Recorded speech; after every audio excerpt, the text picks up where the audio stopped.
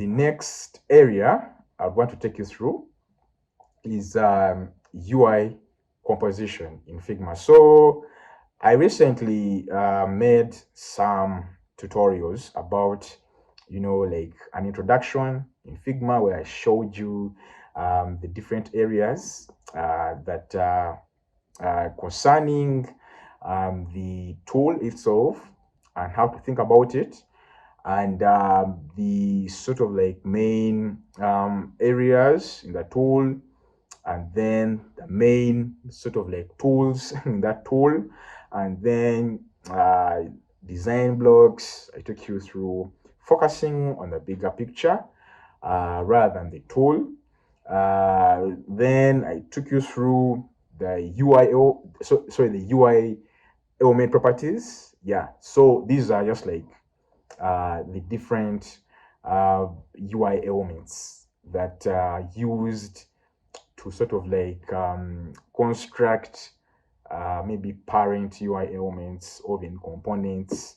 So there are always those main building blocks.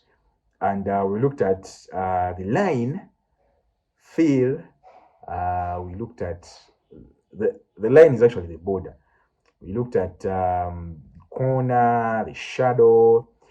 We looked at text. So these are like the core UI elements, because with these you can actually come up with more complex UI elements, just like we shall be seeing or going through in our next tutorials or meetings together with workshops. So today I'm going to give you the different steps that you can go through to come up with UI compositions in Figma. So today, these are the steps that I'm going to be explaining. And UI composition, it's just like composing a video or composing a song or like writing a book or composing anything artificial, or even building a product itself, or painting a picture, composing like an art piece. You realize that UI composition, it's sort of like the same thing, and there are so many aspects that are shared all throughout. You realize that life doesn't really change. If at all you to get someone who is a builder, and then you teach them the aspects of UI design, they'll be able to actually use like the prior knowledge of how to actually come up with a specific house to also come up with UI elements or UI designs eventually. So it's sort of like the same process, but it's just a few things that change. And these are the steps that are involved in UI composition. There are other steps, and there are other ways, methodologies, and as we'll be seeing. But to me, I think these are the most important three steps. And once you reason out these steps, like right from the designs, right from the colors, the lines, the fills, the shadows, because as beginners, this is where we should start from, because we shouldn't think of UI components like well flourished UI cards from maybe a design system, like all these glittering things. It's very good to actually look out for glittering things, but it's also very good to get to know how are these glittering things made, like what is the logic behind. That is why we usually have these meetings, so that I can take you through the reasoning behind such designs by showing you the logic, literally, like the design logic behind UI elements that you're already seeing online. So the first step is intent. The second step is flow. The third step is emotion. The first step is intent, because if I told you to compose a specific UI without intent, then you'll just have some boxes, some colors, some frames, some lines, some shadows, some gradients, just on a frame, on a canvas, just that. And you realize that that is what most people think of as design. That is not design. Design is all about intent, and you realize that this intent usually has like business value. Like there has to be some business value because you can't just do something. Maybe if I told you just coming up with something for charity, but usually design has to have like a purpose that is business oriented. So that is where intent comes in. And if I told you have like some sort of like business intent, and then you do some user research to um, give you information regarding how you supposed to approach your designs in sort of like a user-oriented way, because it is very easy for you to have like purpose, like business purpose, and then you would want to use design to sort of like bring out that business purpose. But then if at all you do not do user research, you will sort of like just do things without getting to know how someone going to use your design or your product is going to react, is going to feel. Because eventually you'll find out that how people feel and the kind of emotions they have at the end of the day, that is what is going to predict if at all someone is going to come back to your business or they'll never return. That is it. It is not the value you give them, because value today has become like the de facto reasoning behind why things should be done in the first place. So if at all you figure that out, then that means people how people feel eventually is going to be more important than the kind of value you give them, because anyone can actually give them value. So you have to first of all figure that out. The intent, what's the business reasoning behind these designs? If I told you you'd want to, for example, create a flow for logging into a specific application, once they log in, what is going to happen? Because logging in it's like anyone can log in, anyone can create a login screen, anyone can like learn how to design a login screen tomorrow, and then they create it, and they also create a registration sort of like form. They create a page for it, and then someone can actually register, create an account, and they log into your application. But once they log in, what are they going to do there? What is the reasoning behind what they're going to do there? And how are they going to be able to use whatever they find there? So that is the first step towards UI composition. Then the second step, once you're done with intent, you have to get to know the flow. Just like I've told you, there is always like a journey someone takes to log in into a specific application. For example, if at all it's a food application, someone won't just download your application and then they order for food. That would be impossible. You have to figure out how are they going to move from downloading your application toward like until they sort of like order their first meal. So you have to think of that journey.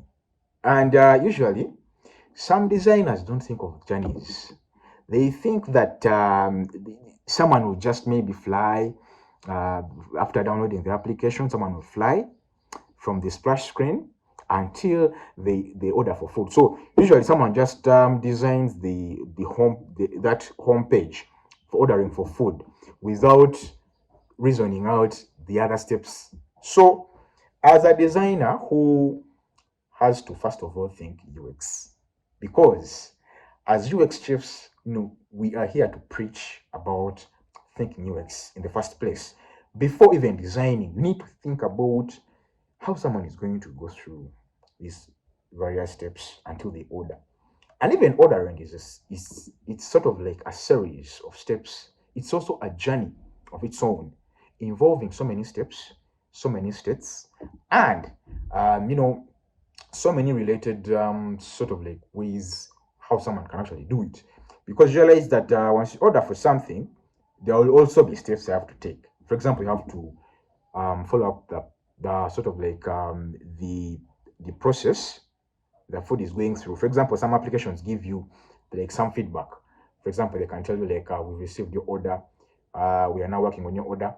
someone is actually picking up your order, and then someone is delivering your order, so that you can actually prepare, like maybe wash utensils, prepare the plates, cups, so that you can actually enjoy your meal. So there, there are always processes. There's always a flow. You have to think of the flow. Don't just dive into Figma or open up any other application and then just start designing. These days, there's even Canva, which is a very good application and tool people can use to come up with designs without even design knowledge. But as a designer who has to think UX, a designer who knows that like how people feel eventually is more important than the journey they've gone through to get whatever they came to get, like from your product. So you have to think of that, and you can do this through creating user flows. So FigJam is a product of Figma that you can use to create user flows that show you the different areas that people will sort of like go to, and then the different steps that they will take to go to those areas, and then what will happen once they are within that specific journey of going to those specific areas and taking those specific steps. And what will happen is usually handled through states. For example, if I told an error sort of like pops up if I told someone is registering or maybe logging in, then what do you have to do in that specific scenario? So you have to direct your users in the right direction. So you find out that there is a flow. For example, in our sort of like design that we shall be using as an example, which is Skiller. Skiller is it's sort of like our case study that we shall be using to explain to you the different methodologies, tactics, and sort of like processes involved in making user research, and how you can actually use your user research in designing and then coming up with, first and foremost, wireframes, sketches, and then like getting important information from those specific sketches, and then like making lines, joining the lines, filling the lines, like before even filling them, making forms, rectangles, circles, there are so many shapes you can actually make from just a line, and then you can fill, and then you can eventually make an element.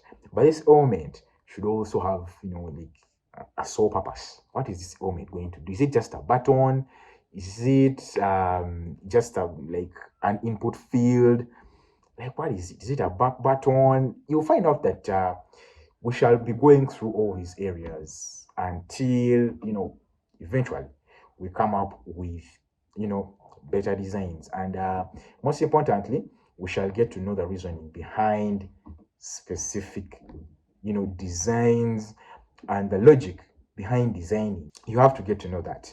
For example, I was still telling you about flow. Let me just go back to flow and just bring it here. So for example, right here, this is a prototype for Skiller, and right here, this is like the splash screen. If at all someone maybe visits skiller.com, they will first of all maybe get a splash screen to actually load the data, and then to actually get to the home page.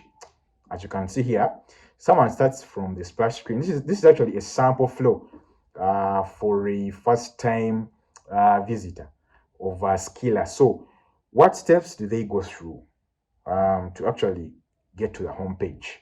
So they first of all land here on the splash screen. So this is how you'll be able to create user flow diagrams, because these user flow diagrams, essentially, they are here to help you sort of like understand the flow that someone has to go through to actually get to a specific intent that they want.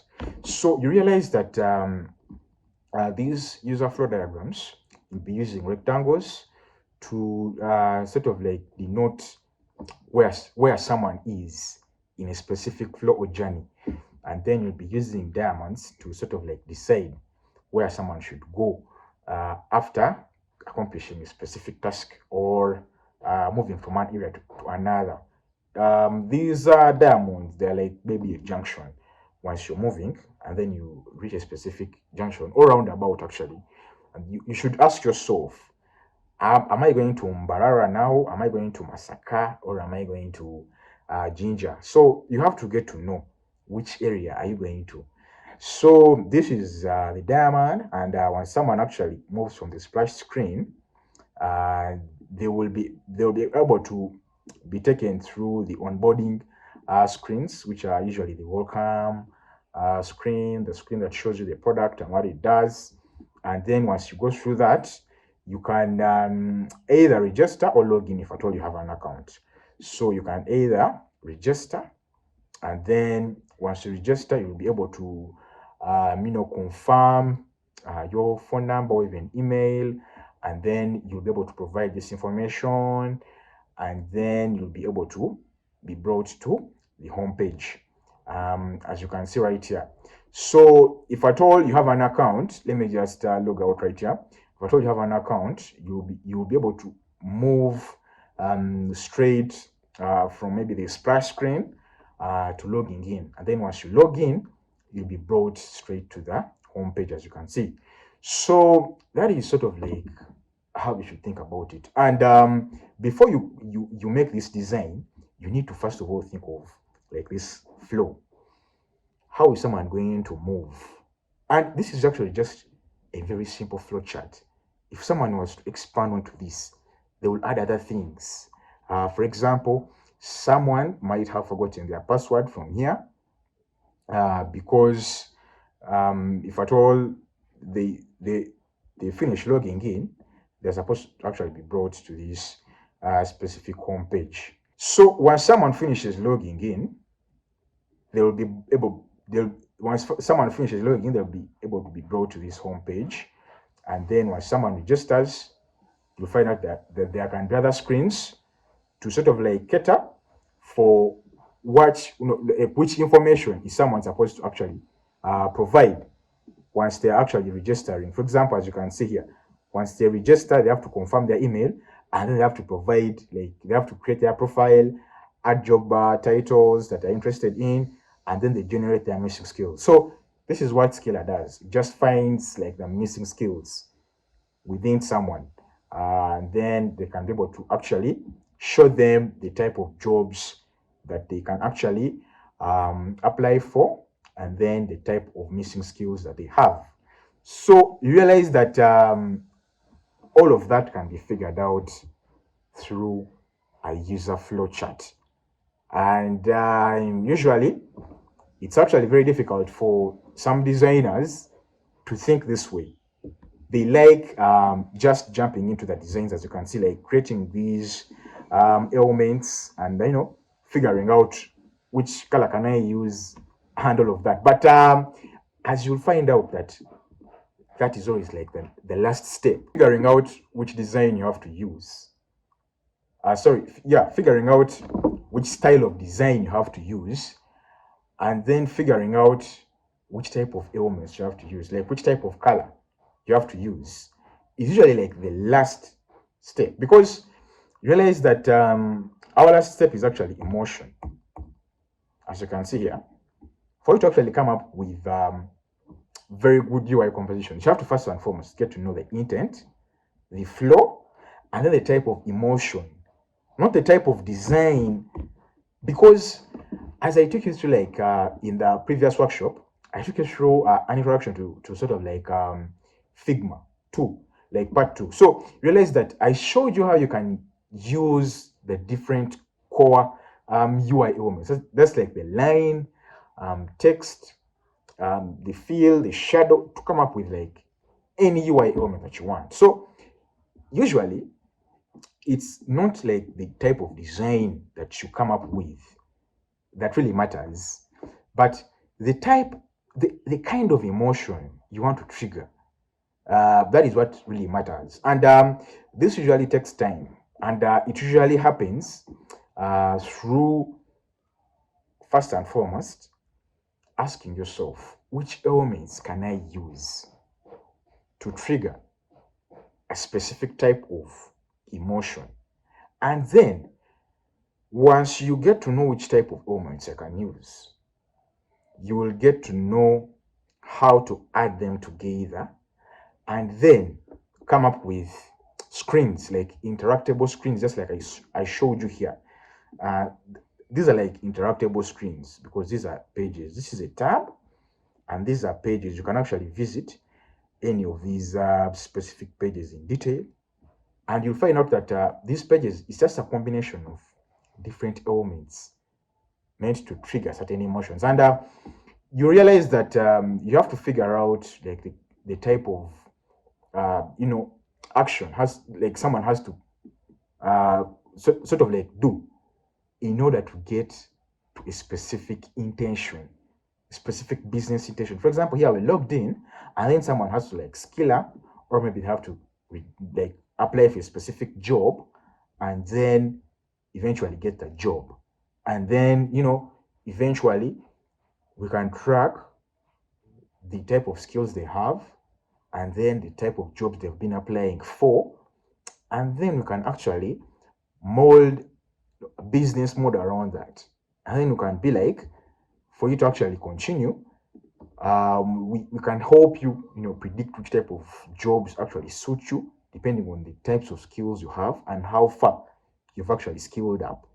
So, and we can make that actually a premium portion of a specific tool. But you get to that by figuring out, the type of journey someone will take, and then eventually how are they supposed to feel once they apply for a job, or maybe once they get to scale up. You realize that in this specific example of ours, someone has to scale up, and then once they scale up, for example, let me just take you through.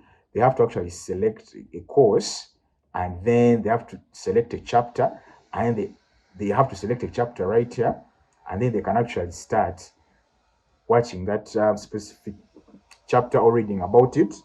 And then what happens is, their progress is actually tracked. So once their progress is tracked, once they are maybe doing this specific course, someone can actually, feel enticed to continue with the course. So this is all emotion triggering because we are using these elements, and we've figured out the flow of how someone should actually get to this screen. So you realize that it's a combination of these specific steps that make up the UI that you want, that make up the pages that will create a specific experience eventually. So that is what you have to first and foremost get to know. So as you put together the pages, you can test and see if the elements match the flow. So if the pages you've combined using the elements match a specific flow that you intend to have, so you realize that that is what happens under these emotions sort of like step. Now, once you do that, you'll be able to actually come up with UI compositions, essentially.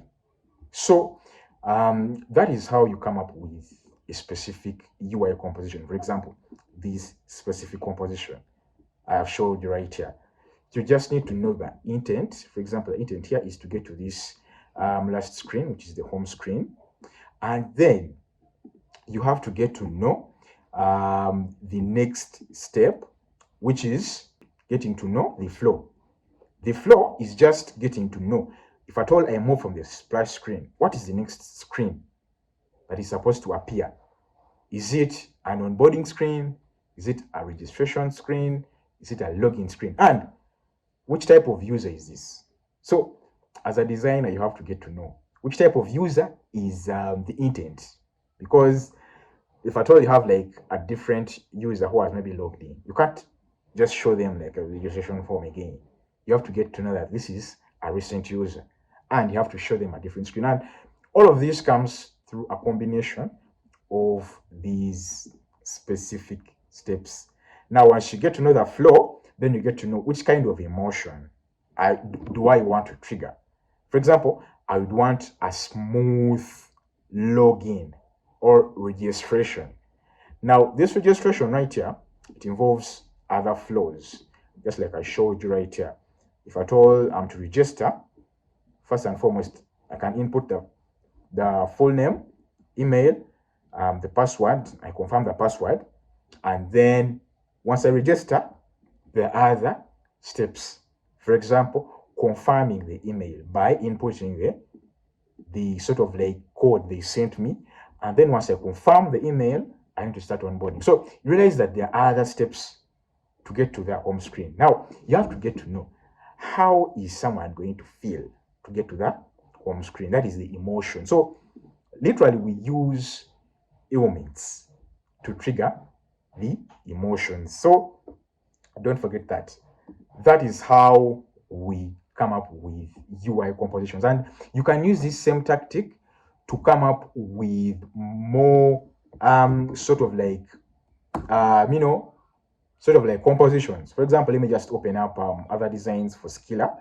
Skiller is actually in the community. You can actually check the video description and then you'll get a link to this specific design file. It's just a simple design file. And you realize that there are so many compositions here of UI. For example, there is a specific composition here for inputting like your details, like the education details, like where did you go for school, and then like which university, and then there's also like a UI composition for like work experience. I think like once you get to know these specific steps, you come up with all the UI compositions that you want. So just memorize these steps and then just rewind back, watch the previous two videos of how to come up with UI elements, get a specific intention, for example, logging in, registering, onboarding, filling in a form, ordering for food, then get to know which flow will I use or will the user use. And you'll find out that you're supposed to get all of this information through user research. And then once you do that, you'll get to know which elements can I use to trigger a specific emotion. For example, if I told someone is to register, they have to register and then they do something else. Not just registering and then getting fed up at that moment and then leaving. That is not a very good emotion. That's like pissing off someone. But if they register and then do something else, that means they have felt good at registering and then they can actually continue with ordering for food, ordering for a vehicle, ordering for just someone to fix their electronic, or interacting with any machine, like doing tally work, registering, so many things. But you do that by getting to first and foremost, getting to know which emotion. So it's through that you'll be able to actually come up with good UI composition. So that is it. And you can actually do that in Figma. You can combine elements and then come up with components, and then come up with pages, and then eventually you can be able to trigger a specific emotion. So moving on, you realize that in our next workshop, we shall deal with spacing. That's padding and margin. So if at all you learn how to combine these specific elements, then you need to figure out like what's like the spacing within these specific elements. Like how can I distribute like white space, or like maybe how can I make sure that my elements occupy the right amount of space, and what can I use the other space for that is left? Because usually designers want to cover up everything with like UI elements, but remember intent is really good. Like, you need to first of all get to know what are you doing, then the flow, and then the emotion. So if at all, covering like your white space with other things triggers a specific emotion for your users, then just go ahead and do it. There isn't like a sort of like a core step-by-step process you have to use to come up with like UI compositions. You just have to have the intent, the flow, and then you have to get to know which type of emotions you want to trigger. And then you can use any UI element in the world to trigger that emotion, literally. So I'll be showing you how to actually, play around with the spacing. And then I think we shall, I'll also make a video just explaining how, we can get to play around with which UI elements trigger which emotions. Yes, because you realize that someone can actually use a description box to maybe collect like maybe the first name and last name of a user. And then when someone sees a description box, they will just run away because it will be the first input box on the form. So realize that such simple things usually scare people. So I will be taking you through that. So moving on, we're going to take you through the book of the week. Now, since we've been talking about UI composition, intent, flow, emotion, this book right here called Storyteller Tactics is going to give you sort of like a way of coming up with different ways of presenting your work, depending on what will trigger the right emotions and depending on what you intend. So it's just a way of showing you how you can combine sort of like different narratives depending on the type of intent you want, and then showing you how like which type of narrative can trigger which type of emotion. And you can actually use these tactics, there's so many tactics in composing UI elements, composing graphic design elements, composing motion design elements, and then composing any element, be it text, line, fields, shadows, to trigger any emotion depending on the flow. So just check out this book. I've read this book. It's written by Steve. Let me just expand this. I think it's written by Steve Rowling. I don't know the other name. Let me just search for this book. Storyteller Tactics.